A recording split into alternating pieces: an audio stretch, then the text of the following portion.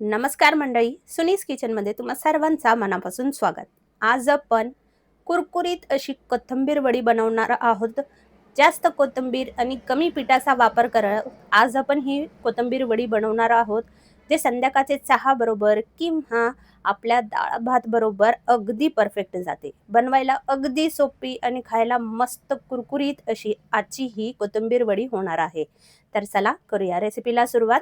त्यासाठी सर्वात आधी इथे आपण घेऊया एक जुडी इतकी कोथिंबीर. पावसाळा सुरू झाला की बाजारात मस्त हिरवीगार आणि अगदी स्वस्त आपल्याला कोथिंबीर मिळते. तर इथे मी कोथिंबीर बारीक अशी चिरून घेतलेली आहे आणि स्वच्छ धुवून घेतलेली आहे.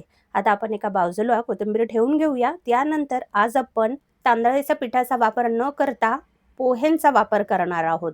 ज्यानेकरता आपली जी कोथिंबीर वडी आहे ते मस्त कुरकुरीत होते. याच्यासाठी मी अर्धी वाटी इतकं पोहे घेतलेले आहे. पोहेला आपला छान असं खरपूस भाजून घ्यायचं आहे. ह्याने काय होतं, पोह्याची जेव्हा आपण पिठी करू म्हणजे ह्याला आपण मिक्सरमध्ये वाटून घेऊ, मस्त बारीक अशी पावडर होते आणि त्याचबरोबर जे पीठ होतं ते मस्त असं खमंग होतं. तर याला छान असं भाजून घेतलेलं आहे 1-5 मिनिटं. तुम्ही बघू शकता मस्त कुरकुरीत झालेले आहे. आता आपण मिक्सरचं भांडं घेऊया. हे जे पोहे आपण भाजून घेतलेलं आहे याला छान असं थंड करून घ्यायचं. त्यानंतर मिक्सरमध्ये वाटून घ्यायचं आहे. छान असं मी थंड करून घेतलं होतं. आता आपण याची पावडर तयार करून घेऊया. हे बघा मस्त छान अशी पावडर तयार झालेली आहे. आता आपण अर्धी वाटी घेतलेली होती, त्याचमुळे आपले जे पीठ आहे ते अर्धी वाटी इतकं बनवून तयार झालेलं आहे. आता हा पोह्यांचं पीठ एका बाजूला ठेवून घेऊया आणि त्याच मिक्सरच्या भांड्यात आपण ॲड करून घेऊया एक 4 ते 5 हिरव्या मिरच्या, 1 इंच इतकं आल्याचे तुकडे आणि 4-5 इतके लसूण. आता मिरची तुम्ही तुमच्या तिखटाप्रमाणे कमी जास्त वापरू शकता.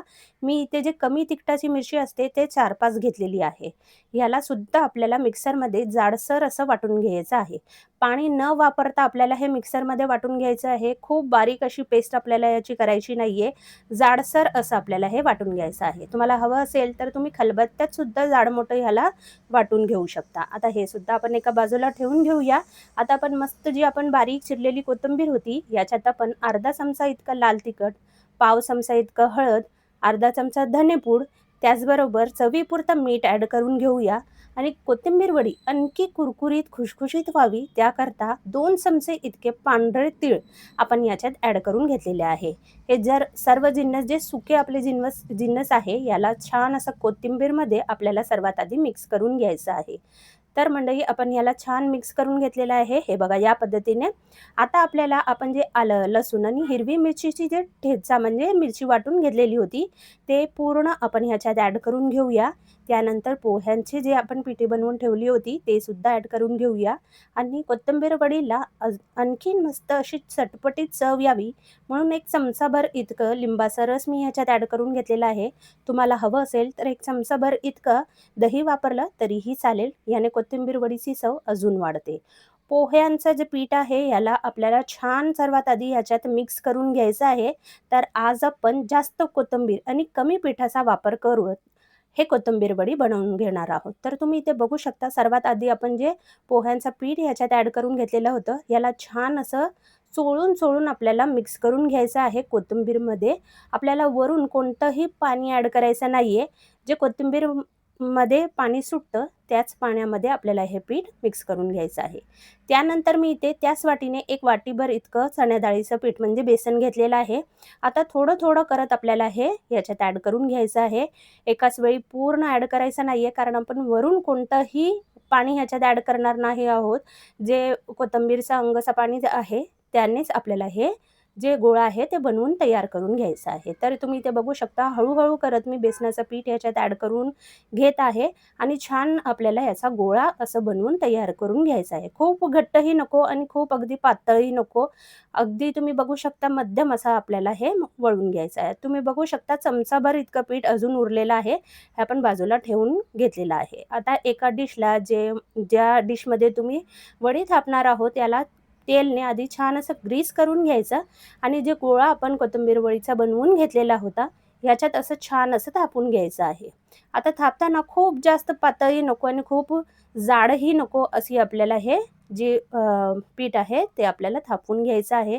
तुम्हाला हवं असेल तर तुमच्याकडे जर केकचा टीन असेल त्याच्यात सुद्धा तुम्ही हे जी वडी आहे ते थापून घेऊ शकता. हे बघा, खूप जास्त मी पातळसुद्धा करत नाही आणि खूप जास्त घट्टही नाही आहे.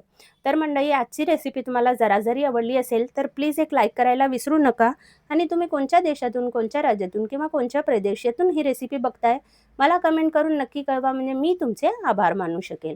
आता आपण वरून ना थोडीशी अशी जे पांढरी तीळ आहे ते असे भुरभुरून घेऊया, म्हणजे ते वडी आहे ते दिसायला छान दिसतं आणि खाताना सुद्धा मस्त कुरकुरीत खमंग असं आपल्याला खायला वाटतं. तर त्यासाठी मी इथे 1 चमचाभर इतकं पांढरे तीळ घेतले आणि ह्याला थोडंसं असं भुरभुरून घेतलं आणि हाताने थोडंसं थापून घेतलं, म्हणजे ते निघणार नाही, चिटकून राहील. आता आपल्याला हे वाफवून घ्यायचं आहे. त्यासाठी मी एका टोपमध्ये पाणी छान गरम करून घेतला. त्याच्या मधोमध एक स्टँड ठेवलं आणि आपली ही जी डिश आहे हे ठेवून घेतलं. आता मध्यम गॅसवर 15 ते 20 मिनिटं छान आपल्याला वाफ काढून घ्यायची आहे. तर इथे 15 ते 20 मिनिटं झालेले आहे. आता आपण एका चाकूच्या मदतीने हे चेक करून घेऊया, की आपली वडी जी आहे ते छान शिजली आहे की नाही. जर चाकूला थोडं जरी पीठ लागलं, म्हणजे आपली जी वडी आहे ते अजून शिजलेली नाहीये. तर तुम्ही इथे बघू शकता, जे आपलं चाकू आहे याला जराही पीठ लागलेलं नाहीये. हे जे लागलेलं आहे ते तीळ आहे. तर जी आपली वडी आहे ते छान शिजलेली आहे. आता आपण हे काढून घेऊया आणि छान असं थंड करून घेऊया. तर 15 ते 20 मिनिटं सहज लागतील, म्हणजे जे पोहे आहे, पीठ आहे, छान असं वाफून होईल आणि आपली हे जे वडी आहे थोडी फुगतील सुद्धा. आता इथे मी ना छान याला थंड करून घेतलेलं आहे. थंड झाल्यानंतर आपल्याला ह्याच्या वड्या कापून घ्यायच्या आहे. आता वड्या कापताना तुम्ही तुमच्या आवडीप्रमाणे किती तुम्हाला छोटी किंवा मोठी वडी हवी आहे त्याप्रमाणे तुम्ही हे कट करू शकता. कोथिंबीर जेव्हा आपण चिरतो तेव्हा खूप बारीक अशी चिरून घेतली, की वड्या पाडताना त्याचे जे धागे असतात, म्हणजे जे रेषे असतात कोथिंबीरचे, ते निघत नाही. तुम्ही इथे बघू शकता, छान अगदी एकाच वेळी ना हे कट करून होत आहे. जरासुद्धा याचे जे रेषे आहे कोथिंबीरचे ते निघत नाहीये, कारण आपण कोथिंबीर मस्त बारीक अशी चिरून घेतलेली होती. तर ही टिप लक्षात ठेवा, की कोथिंबीर जितकी बारीक आपण चिरून घेऊ तितकंच वडे आपले खूप छान असे तयार होतात. तर इथे मी हळू करत हे पूर्ण जे वडे आहे ते कट करून घेत आहे. तर मी वड्या थोड्याशा मध्यम ठेवलेले आहे. तुम्हाला हवं असेल तर तुम्ही थोडेसे मोठे किंवा अगदी छोटे-छोटे जरी कट करून घेतले तरीही चालेल, काही हरकत नाहीये. आता आपण याला काढून घेऊया. तुम्ही बघू शकता, काढताना सुद्धा काहीही त्रास होत नाहीये. जे डिशला आपण थोडंसं तेल लावून घेतलेलं होतं त्यामुळे आपले हे जे वडे आहे हे सहज निघून घेतलेले आहे. तुम्ही बघू शकता. आता तुम्ही वडी बघू शकता, मस्त छान झालेली आहे. तुम्ही कोपरे बघू शकता, जराही कोणताही कोथिंबीरचा रेषा निघालेला नाहीये.